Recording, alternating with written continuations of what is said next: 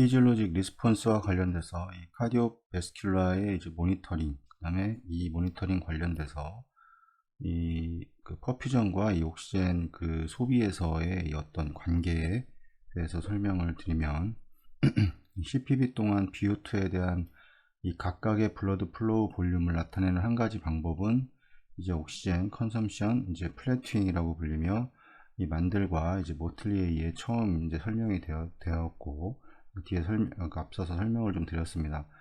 이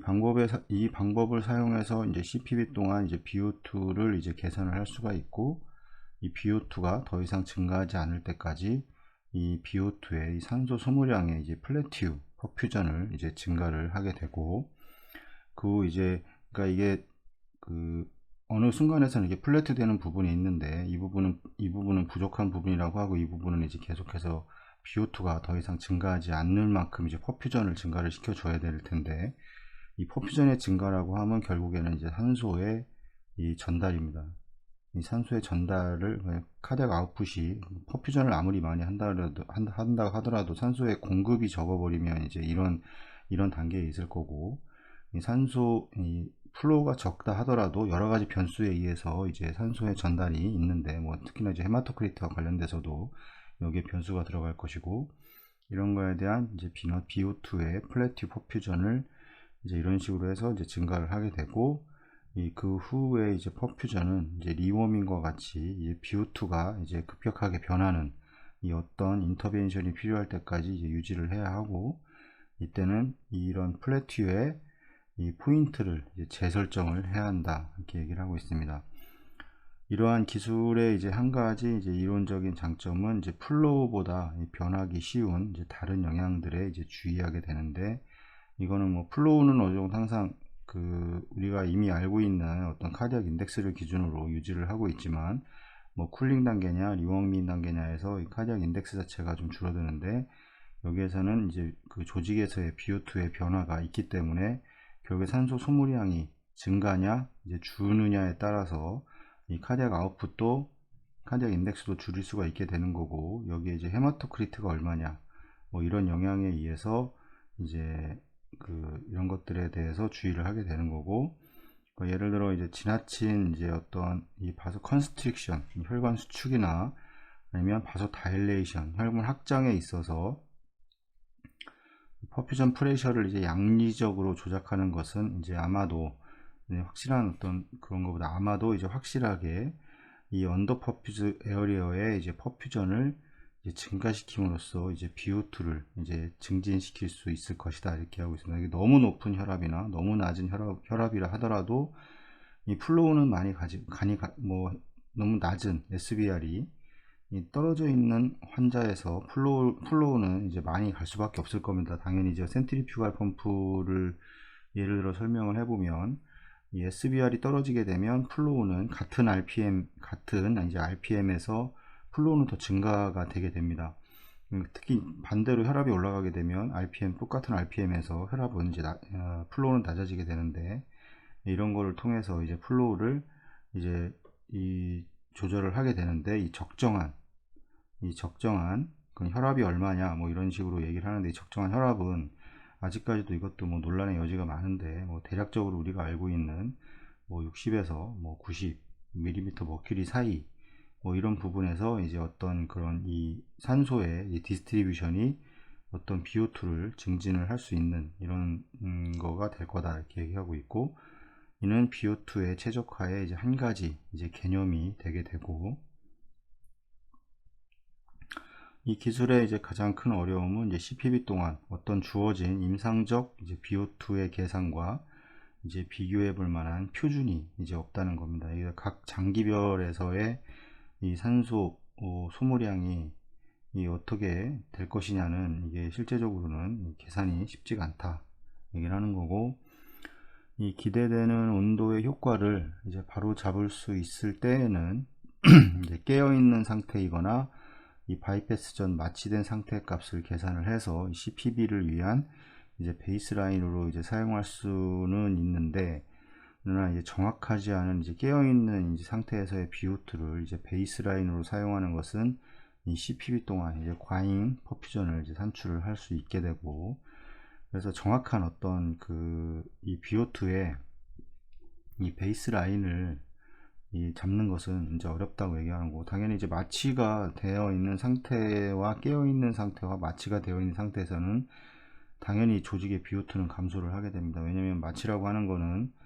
이 산소의 소모량을 할 수 있는 상태를 만들지 않습니다. 이 호흡도 이제 기계적으로 하게 되고, 그다음에 모든 이제 근육들이 이제 완전히 이완이 되어 있기 때문에, 마비가 되어 있기 때문에 이제 근육이라든가 근육에서의 어떤 산소 소모량 이런 것들이 이제 줄어들게 됨으로 인해서 이 BO2는 이제 감소를 하게 되고, 이 카디악, 결국에 산소 소모량이 많은 뭐 심장이라던가, 이 심장에서는 훨씬 더 심장에 어떤 병이 있었을 때 마취를 진행함으로 인해서 이 산소 소모량이 뭐 결국엔 30%씩 줄어드는 이런 이제 결과를 가져오게 되고, 심장이 좀 편안해지고 마취를 하게 되면 이제 그런 것들을 많이 보게 됩니다. 퍼퓨전을, 그다음에 이제 어떤 마취 상태라던가, 그다음에 이제 어떤 마비가 되어 있는 상태, 그다음에 어떤 기계적인 이제 벤틀레이트 된 환자는 당연히 깨어있는 환자보다 상당히 더 낮은 이제 BO2를 당연히 가지게 됩니다. 당연히 뭐 이런 부분들, 그러니까 산소의 소모량을 늘릴 수 있지 않은 상태가 되기 때문에 이제 깨어있는 상태보다는 이제 BO2가 더 감소를 하게 되고, 당연히 운동, 뭐 평상시 마취 따지면 당연히 차이가 많이 날 겁니다. 또 다른 어려운 점은 이제 이론적으로 예상되는 만큼 이제 BO2의 플래투가 임상적으로 이게 분명하지 않다는 것이고, 이 페롤라리 등은 이제 이 BO2와 이 전통적인 이 시스테믹 이제 플로우 인덱스, 그다음에 쿨링과 이 리워밍 동안의 뭐 2.4 인덱스로, 그리고 뭐 온도는 이 정도에서 뭐 하이포서믹일 때 2.0, 뭐 이런 걸 플로우 인덱스로 이제 매니지된 101명의 환자에 있어서 이 CPB 동안 이제 이런 어떤 혈류학적인 영향에 대해서 더 깊이 이제 연구를 했는데, 이 바이패스 3단계 동안 이제 어떤 산소의 공급과 이 소비 사이에 이제 직접적인 관계가 당연히 있었고, 이 쿨링 동안 이 산소 소모량과 이제 민 아트리얼 프레셔, 그다음에 이 페리페랄 이 베스큘라 레이선스 사이의 관계는 이제 없었는데, 워밍 동안 이러한 요인들은 이제 반대로 또 관련이 있었다 이렇게 얘기를 하고 있고,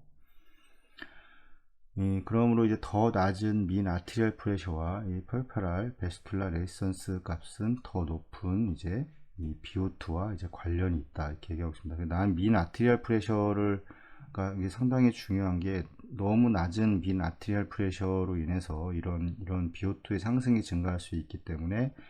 어떤 이제 그런 혈압 민 아트리얼 프레셔는 체외순환 과정에서 어떤 적정선 이상을 유지를 해줘야 된다는 얘기를 하고 있는 거고,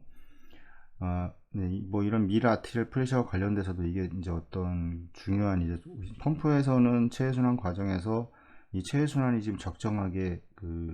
플로우가 유지가 되고 있는가를 알 수가 없습니다. 제대로 정확하게 파악할 수가 없는 게, 이 체외순환하고 ACC 에어타 크로스 클램프를 시행을 하고 나게 되면 모든 라인들이 다 플랫하게 나오는 건 오직 이제 민 아트리얼 프레셔와 이하와 뭐 CBP라던가 이런 수치만을 보고 확인을 할 수가 있기 때문에, 여기서 이제 민 아트리얼 프레셔를 통해서 이제 결국에는 이제 소변의 배출이 어떠냐, 이 키드니 쪽에 이제 퍼퓨전 자체가 낮아지게 되면 이 소변이 잘 안 나오게 되고, 더군다나 이 혈압이 이 적정 이하를 유지를 하게 되면 소변은 또 잘 나오지가 않습니다. 그래서 결국에는 이제 키드니의 펑션을 가지고 보통 우리가 이 퍼퓨전이 잘 된다고 보통 판단을 하게 되는데, 여기에 그때에서의 이제 민 아트리얼 프레셔, 이 펌프 플로우가 유지가 된 상태에서의 이제 민 아트리얼 프레셔를 확인을 하고, 거기에서 이제 소변의 배출은 어떤지 이런 것들을 이제 동시에 이제 확인을 해야 됩니다. 이것은 이제 리웜 될 때 환자가 이제 바소 다일레이트 되는 자연적인 이제 경향 탓이고, 그들은 이제 CPB의 모든 단계에서 이제 높은 CPB 시스템이 이제 플로우를 되게 추천을 했고, 특히 리워밍 동안에는 최적의 이제 홀바디 옥시젠 메타볼리즘을 성취하기 위해서 이제 높게 유지하는 것을 이제 권했다 얘기를 하는데, 당연히 이제 지금은 뭐 당연하게 받아들이는 거지만, 이 쿨링과 리워밍 상태에서, 쿨링에서 이제 리워밍으로 넘어가는 단계에서는 이제 플로우를 당연히 상승을 시키게 됩니다. 당연히 조직에서 우리가 만약에 체온이 뭐 렉툼이 32도였는데 이게 리워밍을 한다고 바로 37도가 되지 않고 시간이 걸리기 때문에, 근데 이 32도지만 리워밍을 뭐 38도로 했다, 예를 들어. 그렇게 되면 이동안 이 혈액의 온도는 이미 올라가고 있기 때문에 우리가 눈에 보이는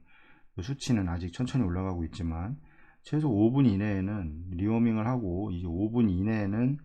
이 플로우도 상승을 시켜야 되고, 그 다음에 이제 산소를 공급해주는 이 FiO2도 증가를 시켜줘야 됩니다. 플로우는 올렸는데 이 체온을 올리는 과정에서 FiO2를 그냥 체온이 떨어져 있는 상태에 이게 낮춰져 있다면, 이것 또한 이제 이 DO2의 이 공급에 문제를 일으키기 때문에, 이런 부분에 대해서는 이제 정확하게 리워밍 동안에는 이제 이거를 잘 유지를 해줘야 되는 거고, CPB 동안 최적의 어떤 이 산소 소모량은 이제 이 CPB 동안 퍼퓨전의 적절성을 산정하는 가장 좋은 이제 수단을 제공할 수가 있는데, 여기에서 이제 BO2는 전체적으로 이제 돌아오는 뭐 SBO2, 그 정맥혈에 이제 그 산소 포화도를 이제 볼 수 있는 게 가장 좋은데, 이거를 뭐 간헐적으로 측정을 할 수도 있지만, 뭐 이거를 지속적으로 지금은 측정하는 장비들이 있습니다, 지금. 근데 우리나라에서 뭐 사용하기가 좀 쉽지가 않은데, 이런 것들을 사용을 해서 이제 산소 소모량은 어떻게 되는지, 결국에는 조직에서의 이 산소 소모량이 중요하기 때문에, 이 산소 소모량에 맞춰서 이제 산소가 공급이 돼야 되는 거기 때문에, 이런 것들을 지속적으로 컨티뉴스하게 확인할 수 있다면 좀 더 한자하게 좀 더 가까이 다가갈 수 있지 않을까 하는 생각을 합니다. 그러나 이제 임상적 결과에 대해서 측정된 테스트지 않은 가설을 나타낸다. 이거 아직도 침팬지가 정확하게 어떤 뭐 나와 있는 것도 있지만, 대부분 이렇게 정확하게 얘기하는 경우가 많이 없습니다. 그래서 어떤 거 다 뭐 예를 들면 롤러 펌프와 센트리퓨가 펌프가 뭐가 좋냐, 그래서 이런 걸 가지고 이것도 뭐 여전히 논란의 여지가 많이 있고, 그다음에 뭐 민 아티리얼 프레셔 얼마로 유지를 해야 되냐, 뭐 이런 것도 그렇고 마찬가지고, 펌프 플로우를 뭐 어떻게 유지를 해야 되는 거냐, 어느 정도의 범위는 있지만 이것도 마찬가지로 정해져 있는 것은 없습니다.